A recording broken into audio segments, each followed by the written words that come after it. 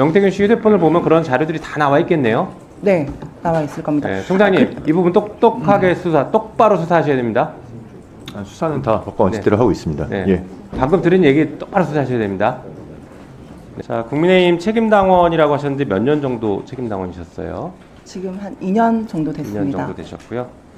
네.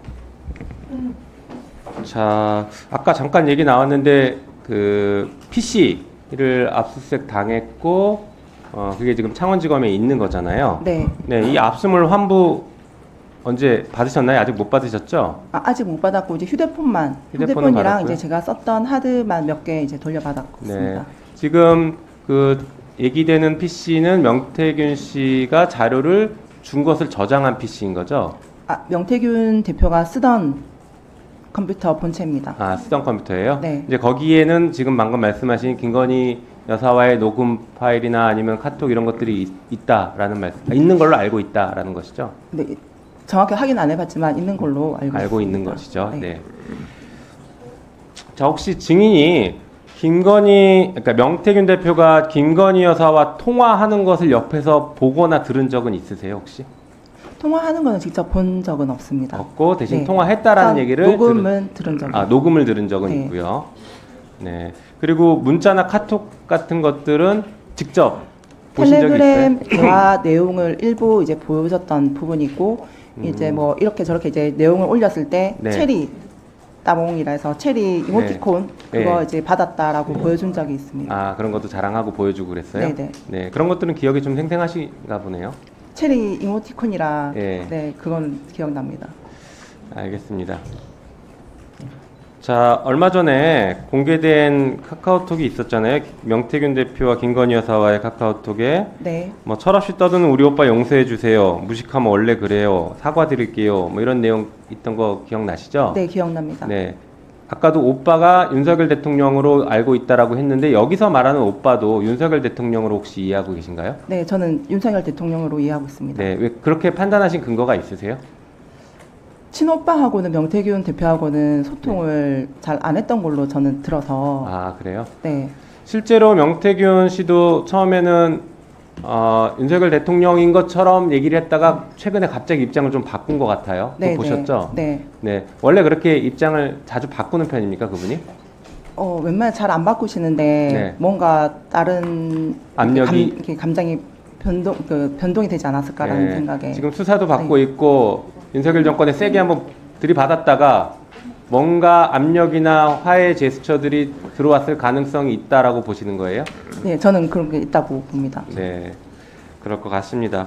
자, 미공개 여론조사들에 대해서도 녹음 파일이 나왔어요. 네. 기억하시죠? 네. 그 미공개 여론조사는 대통령에게 직접 보고가 된 것으로 알고 있나요? 네, 저는 윤 대통령에게 그때 당시 후보에게 후보죠? 직접 보고된 걸로 알고 있습니다. 네, 당시 선거 기간에 네. 보고된 것으로 알고 있죠? 네네. 네, 그거는 명태균 씨에게 들었어요?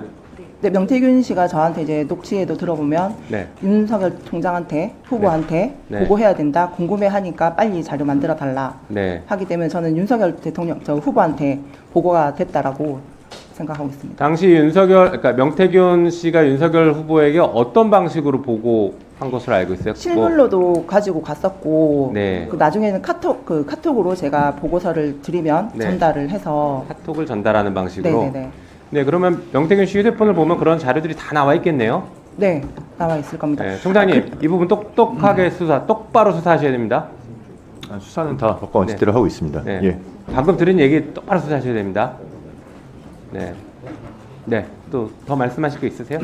제가 제 카톡이 2023년도 5월 달에 계정을 제가 삭제를 했었어요. 이제 사표 내고 이제 더 이상 그 김영삼 국회의원실에서 네. 일을 하기 싫어서 네. 삭제를 했는데 혹시 이 계정을 살릴 수 있는 방법이 있을지 혹시 그게 살리면 제 안에 내용들이 너무 많아서 그러게요. 증거로 그거는 더 저도 쓸 수가 있을 정확히 것 모르겠는데 같아서. 네. 방법을 우리 뒤에 계신 변호사님이랑 한번 상의를 해보십시오. 제가 그것까지는 정확히 모르겠습니다.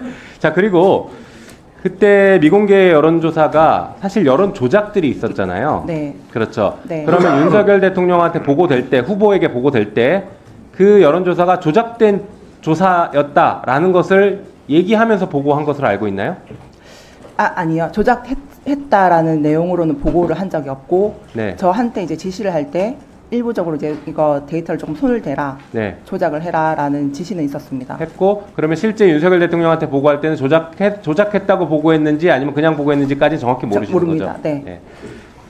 자 그리고 이거 하나 더 질문 드릴게요. 명태균 씨가 거래한 후보자 혹은 의원들이 25명 정도 있다고 하는데 이분들 명단 혹시 알고 계십니까? 공개할 수 있습니까? 나중에 제가 따로 제출하겠습니다. 제출하시겠습니까? 네. 우리 법사위에 제출해 주시겠습니까? 네네. 네, 혹시 오늘 중으로 제출 가능하십니까? 네네, 알겠습니다. 제출하겠습니다. 네. 예, 감사합니다. 그러면 꼭 제출해 주십시오. 네. 네. 그리고 미공표된 여론조사가 26차례 정도 얘기 나왔는데 그거보다 혹시 23차례. 네, 혹시 더 많이 있는 게 있나요? 지금 언론에 알려진 것보다 더 많은 여론조사가 혹시 있었나요? 대선 조사 말씀하십니까? 네네. 대선 조사는 더 많이는 없습니다. 지금 언론에 알려진 정도가 다인 네, 것 같아요. 공표 조사하고 네. 그 자체 조사해서 총 81회 네. 조사 진행이 됐습니다. 알겠습니다. 혹시 그 여론조사 결과는 김영선 전 의원에게도 보고하셨나요? 아니요, 보고한 적 없습니다. 그래요? 그러면 당의 다른 당직자나 다른 기관에 보고하거나 전달한 적은 없습니다. 오로지 명태균 명태균 대표를 통해서만 네네. 전달이 되고 보고가 됐다. 네네. 그러면 그 보고서를 받고 윤석열 당시 후보가 명태균 대표에게 뭐 잘했다, 뭐 잘못했다, 뭐 이런 칭찬이라든가 격려의 말을 해줬다는 거 들은 건 혹시 있으세요? 흡족해 한다라는 말씀은 한번 한 적이 있고 뭐 그에 대해서 뭐 이렇다 저렇다 얘기는 따로 후보가 들은 적은 흡족해 한다 없습니다. 보고 받고서 혹시 그 보고가 김건희 여사 당시 대통령 후보의 배우자에게도 전달됐다라는 건 들은 적이 있으신가요? 그건까지는 그건 정확히 들은 적 모르시고요. 없습니다. 네, 알겠습니다. 앞으로도 계속 용기 내서 말씀 주시고요. 그 하승수 변호사님 잠깐 나오시겠습니까? 네, 그 특활비 문제가 계속 되고 있는데요.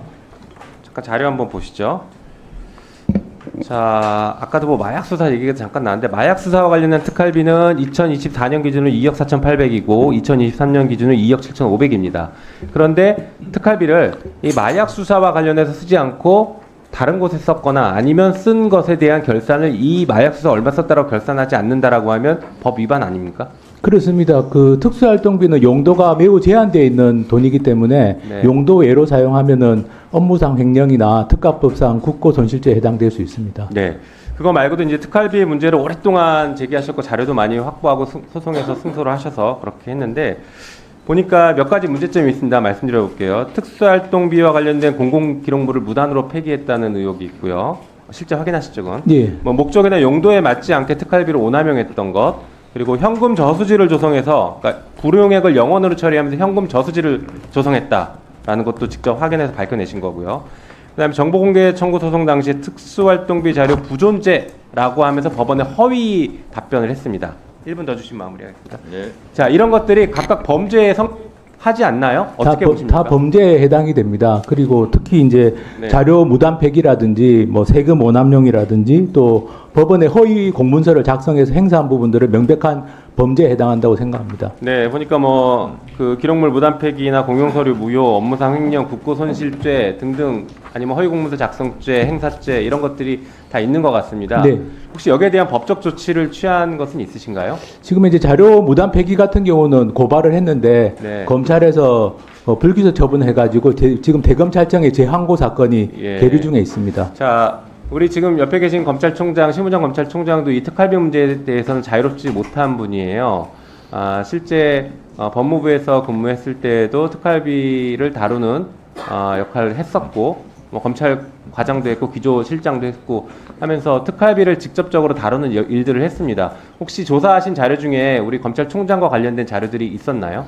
그리고 문제점 제기한 게 있나요? 심우정 총장님 같은 경우는 서울 동부지검장 시절에 어쨌든 뭐 특수활동비를 명절이나 연말에 몰아쓴 부분들이 문제가 됐었고, 그리고 사실 지금 재항고 사건이, 그러니까 자료 무단 폐기에 대한 재항고 사건이 대검찰청에 계류 중인데, 저는 이제 좀 담당하고 있는 검사님이 또 예전에 대검찰청 정책기획과정을 하면서 관련성이 있는 분이라 가지고 적절한 사건 배당인지 좀 의문도 가지고 있습니다. 예, 그 검찰 특수활동비 예산이 내년에 저는 전면 삭감이 되는 것이 국민들을 입장에서 필요하다고 생각합니다.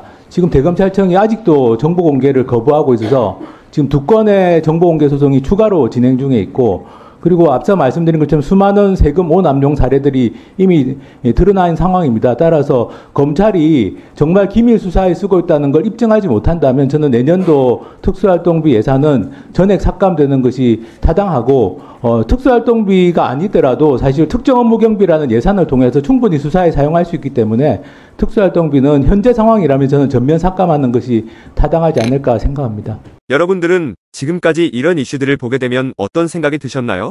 제가 항상 여러분들께 뉴스만 평소에 잘 챙겨보셔도 돈이 된다, 돈을 벌 수 있다고 말씀을 드렸는데요. 그 이유는 제가 지난 5월 초에 여러분들께 뭐라고 말씀을 드렸죠? 지금은 정부가 주목하고 있는 K푸드에 관심을 가져야 한다. 뉴스만 보고 끝내지 마시고 투자 쪽으로 한번 생각해 보셔야 한다 라고 말씀을 드렸습니다. 그리고 나서 이런 썸네일들을 뉴스를 통해서 많이 보셨을 텐데요. 이렇게 정부가 정책으로 밀어주는 산업이 이슈가 됐을 때 정보에 민감한 부자들은 어떻게 생각할까요? K푸드 관련주는 뭐가 있는지, 어떤 종목이 나에게 돈을 벌어다 줄 수 있는지를 생각한다고 말씀을 드렸죠? 그 이유가 뭐냐 하면 부자들이 봤을 때는 이슈가 곧 돈으로 이어지고 이런 이슈들이 돈을 벌어준다는 경험적 확신이 있기 때문에 부자들은 항상 이런 사회적 이슈들을 관심 있게 챙겨본다고 말씀을 드렸습니다. 실제로 제가 지난번에 시청자분들과 함께하는 주식으로 수익 내기 이벤트를 진행했었는데요. 당연히 100% 무료로 진행했고 여기 보시면 저한테 구독이라고 문자 남겨주신 모든 시청자분들께 이렇게 K푸드 관련주 중에 가장 급등할 확률이 높은 한성기업 딱 한 종목을 여러분들에게 추천을 드렸어요. 그러면서 여기 나와 있는 대로 정확하게 얼마에 사야 하는지, 그리고 어느 정도 올랐을 때 팔아야 하는지 이런 부분들까지 자세하게 알려드렸었는데 결과가 어떻게 되었죠? 오른쪽을 보시면 아시겠지만 제가 5월 2일에 문자로 이 한성기업을 소개해드리고 나서 주가가 이렇게 2배 넘게 급등이 나왔다.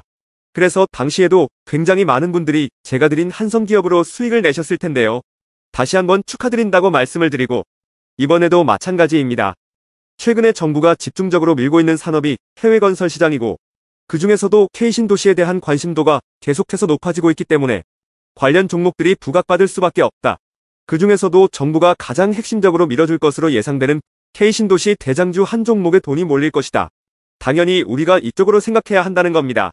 그래서 이번에도 지난번과 똑같이 저에게 신청이라고 문자 보내주시면 정부가 강력하게 추진할 것으로 예상되는 K신도시 정책주 중에 앞으로 대장주 역할을 하면서 주가가 가장 크게 급등할 한 종목을 구독자분들에게 문자로 종목명과 사고파는 시점을 모두 알려드리겠습니다. 그래서 여러분들이 주식으로 돈 버는 연습을 한번 해보시라 이렇게 말씀을 드리고, 지금 이 영상을 보시는 시청자분들 중에 나도 이번 종목이 궁금하다 하시는 분들은 누구나 상관없이, 그리고 어느 시간대나 상관없이 부담없이 이렇게 상단에 제 번호를 항상 남겨놓고 있습니다. 제 번호 010-4406-8870번으로 저에게 지난번처럼 신청이라고 문자 보내주시면 제가 이번에도 똑같이 무료 추천 급등주 문자를 보내드리겠습니다. 이해되시죠? 그래서 제 번호 010-4406-8870번으로 신청이라고 문자 보내주시면 여러분들이 직접 이슈를 통해서 돈 버는 연습을 해보실 수가 있는 거고, 제가 돈을 받는 것도 아니고 투자를 대신해드리는 것도 아니기 때문에 부담없이 신청해주시면 되는 겁니다. 그리고 수익이 나면 저는 다른 것은 바라지 않습니다.